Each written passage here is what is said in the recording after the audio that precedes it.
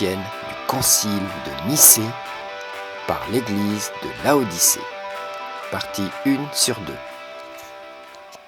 Bonjour, aujourd'hui c'est la Pâque chrétienne. Nous sommes le dimanche 31 mars 2024 et la Pâque chrétienne, c'est un décret romain datant du IVe siècle.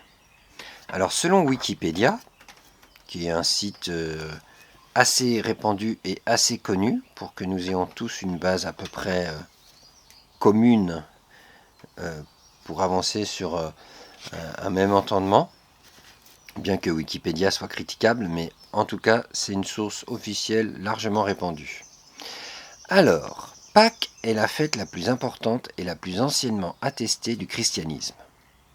Elle commémore la résurrection de Jésus, que le Nouveau Testament situe le surlendemain de la Passion, c'est-à-dire le 3e jour.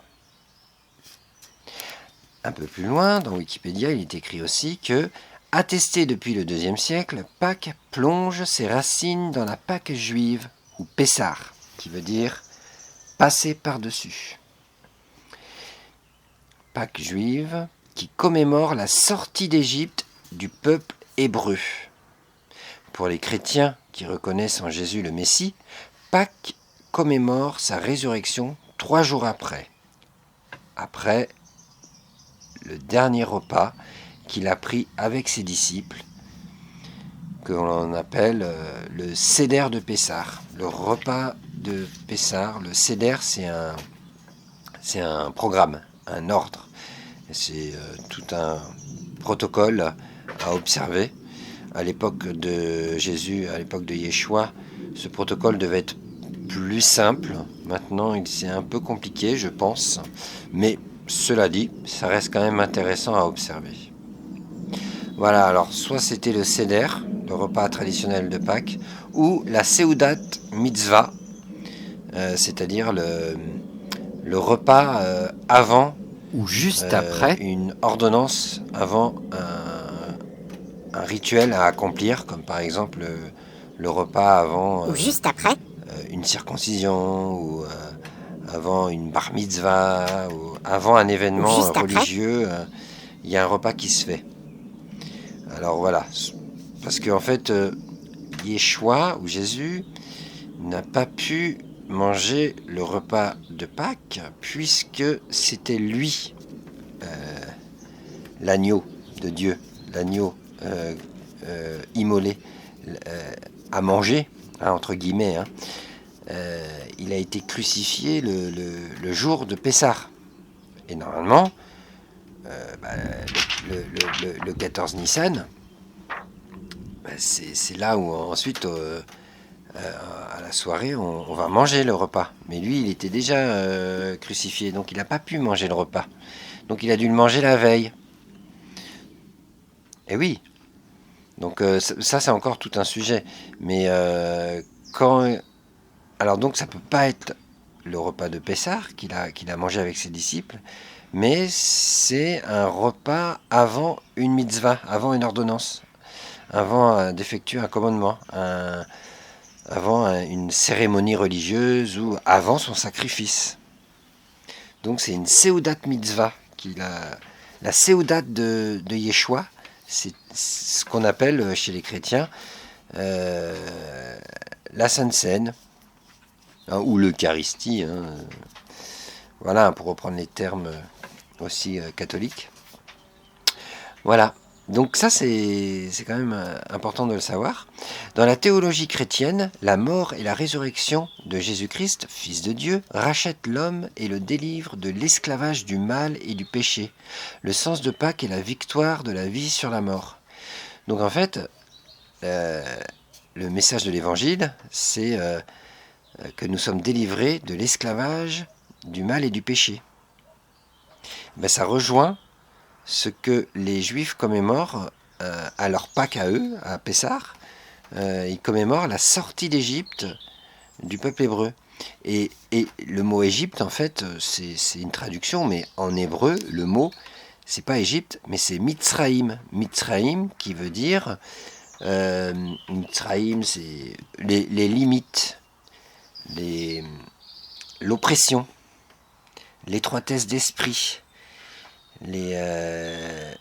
tout ce qui... En fait, l'oppression du monde. Voilà.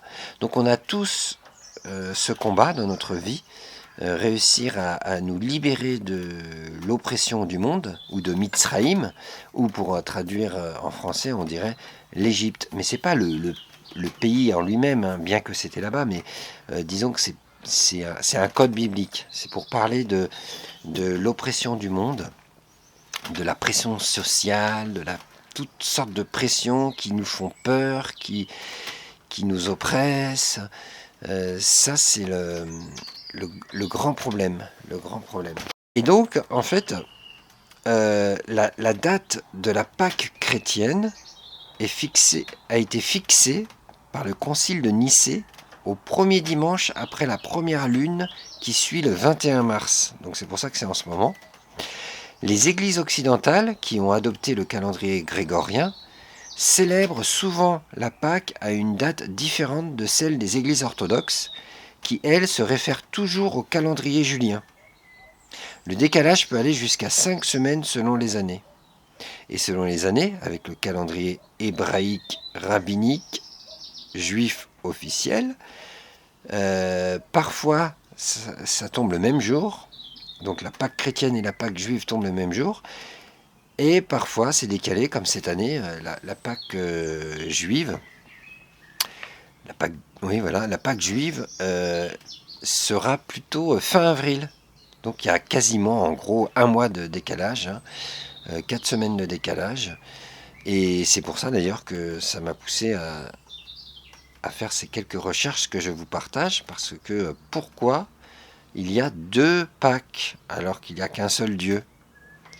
Ok, il y a 2 religions, mais juive et chrétienne, mais en sachant que la chrétienté vient du judaïsme, hein, c'est pour ça qu'on dit que nous avons des racines judéo-chrétiennes, c'est parce qu'en fait c'est d'abord judéo et ensuite chrétienne, d'abord le judaïsme et ensuite le christianisme.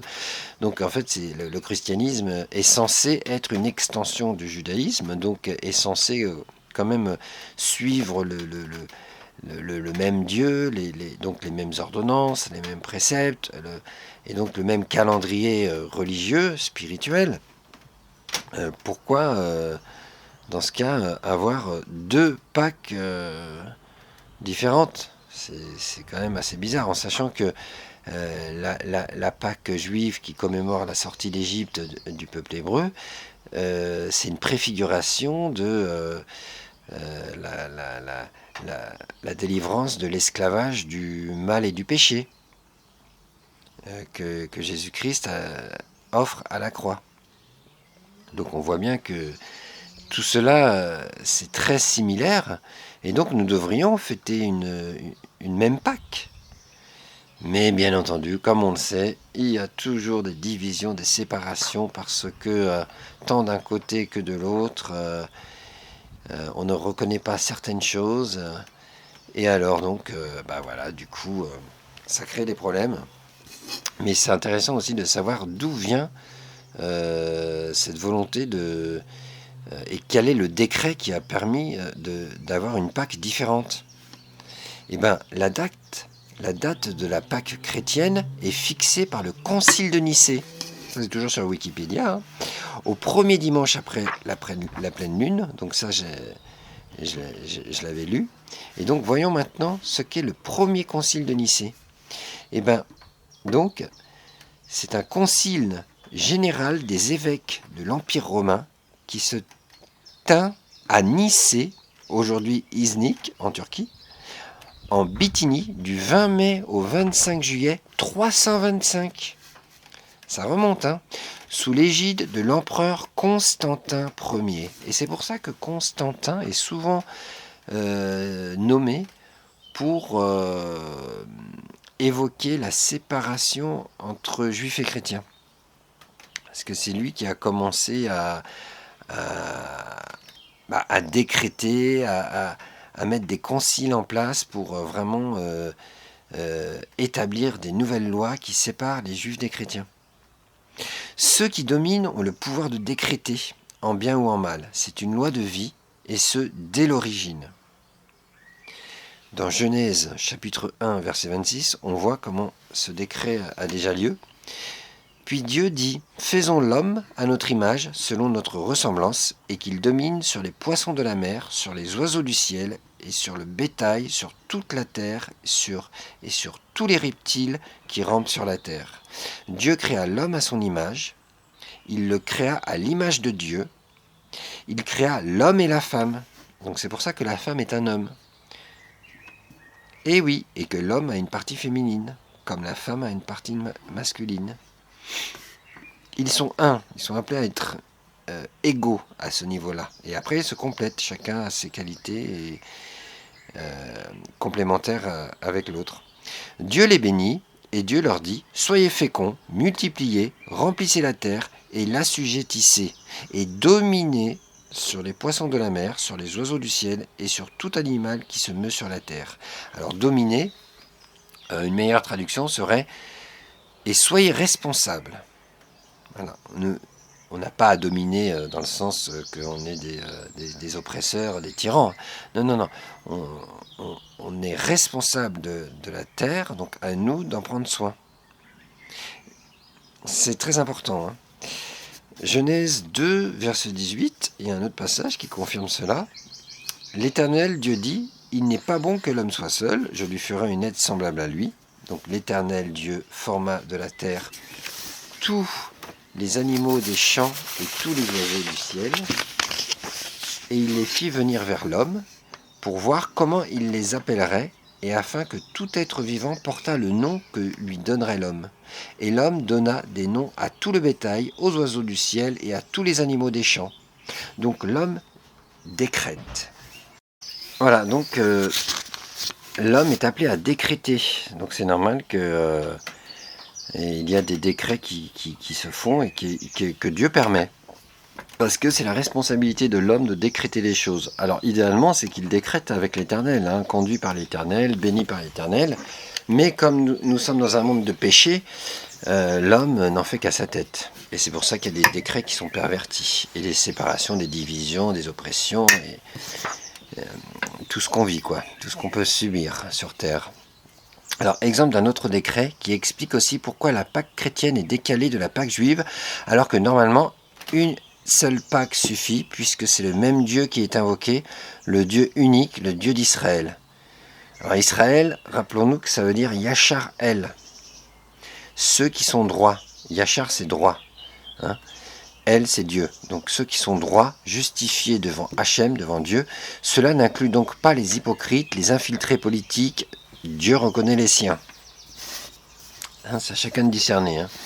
Parce qu'avec tout ce qui se passe dans l'actualité, on peut croire que Israël, ce sont des brigands. Non, non, c'est pas Israël. Ce sont les sionistes révisionnistes. Et pas tous les sionistes en plus. Hein. Ceux qui sont révisionnistes et ceux qui sont d'extrême droite et ceux qui sont un peu fachos en fait, hein, tout simplement. Et tous ceux qui les suivent et les cautionnent. Ben oui. C'est toujours par la complicité que le mal arrive à dominer. Hein. Alors, exemple d'un autre décret selon Wikipédia. Le concile de Laodicée est un concile chrétien régional qui eut lieu vers 364 à Laodicée, métropole de la Phrygie, province de l'Asie mineure. On s'accorde à le situer vers 363-364. L'invocation. Alors voici le résumé du concile de Laodicée. Il s'est établi, ce concile, pour l'invocation de noms angéliques autres que ceux des trois archanges, Michel, Gabriel et Raphaël, est condamné pour éviter les pratiques magiques et idolâtres. L'astrologie est condamnée. Ça, c'est intéressant. Parce que c'est vrai qu'on n'a pas le droit d'évoquer les anges, hein, selon la Torah, selon la Bible, hein, selon le Dieu d'Israël, hein, et bien sûr le Messie Yeshua, Jésus-Christ, qui ne fait que la volonté de son Père Céleste, hein, bien sûr. Et donc, l'invocation des noms angéliques est interdite, ça c'est bien, je trouve. Et l'astrologie est condamnée. C'est bien aussi. Alors l'astrologie, c'est quand elle est condamnée lorsque on en fait une superstition et qu'on cherche à lire l'avenir. Ça, c'est condamnable. Mais l'astrologie, est-ce que c'est ça? Ouais, les astres en eux-mêmes, ils ont été voulus par Dieu, placés par Dieu. Donc il y a des choses à comprendre avec les astres, hein. Mais sans pour autant rentrer dans la superstition et les croyances et vouloir lire l'avenir. C'est ça qui est condamnable. Mais les astres en eux-mêmes, c'est très intéressant à comprendre. On en reparlera, c'est un autre sujet. Cela dit, ce concile il dit que l'invocation des noms angéliques autres que ceux des trois archanges Michel, Gabriel et Raphaël est condamnée pour éviter les pratiques magiques et idolâtres. Alors je comprends, mais il faut savoir que même les archanges Michel, Gabriel et Raphaël, ils n'ont pas à être invoqués non plus, hein. Ça c'est une brèche qui laisse dans leur concile, hein. On a juste à invoquer Dieu le Père par les mérites du Messie crucifié ressuscité. On s'adresse qu'à Dieu le Père. C'est le fondement même de la foi chrétienne, hein, quand on récite la prière, la prière tant connue, Notre Père. Et ben voilà, Notre Père qui est aux cieux. Que ton nom soit sanctifié. On s'adresse au Père céleste par les mérites du Messie, qui nous offre une voie toute tracée vers le trône de grâce. Et cela par la foi, hein. Voilà. Donc, ensuite, dans ce concile de Laodicée, la solennité du Shabbat est transférée au dimanche. Et pratiquer le Shabbat le samedi, comme le faisaient les Juifs, était puni d'anathème, c'est-à-dire d'excommunication.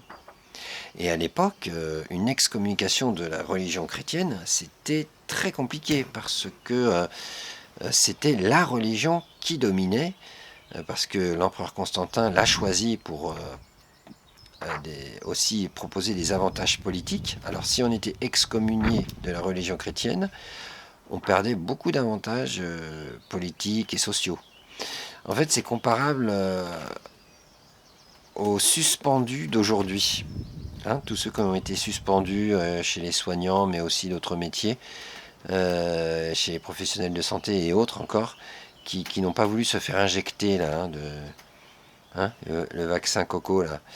Et ben, ils ont été suspendus, c'est-à-dire que ils ont été relevés de leurs fonctions sans être payés, donc il n'y avait même pas de chômage, mais sans possibilité de prendre un autre travail, sauf s'ils démissionnent.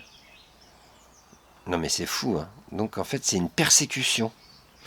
Et à l'époque c'était bien pire qu'aujourd'hui, hein, parce que il y avait plus de boucherie, hein, quand ça y allait, attention les règlements de compte. Donc en fait il y avait une grosse oppression religieuse qui obligeait les gens à se christianiser en fait. Voilà. Et il y a le canon 29 du concile de Laodicée au sujet du chrétien et du Shabbat. Canon 29. Il n'est pas propre pour les chrétiens de judaïser en chômant le Shabbat, mais ils doivent travailler en ce jour.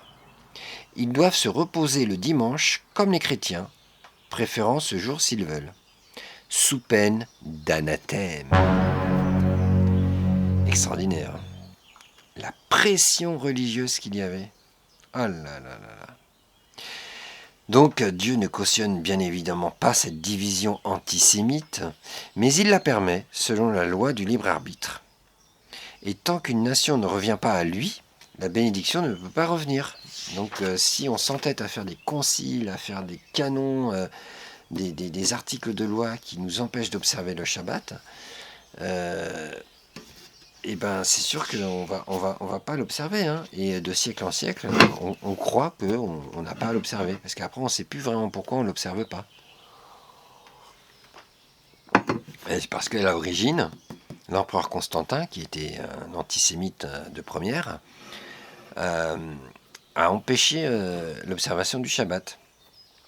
Et c'est pas le seul, hein, beaucoup de pères de l'Église étaient antisémites, hein, bien qu'ils avaient aussi des révélations, hein. Dieu révèle aussi des choses à ceux qui cherchent, hein, même si ce sont des méchants. Fin de la première partie.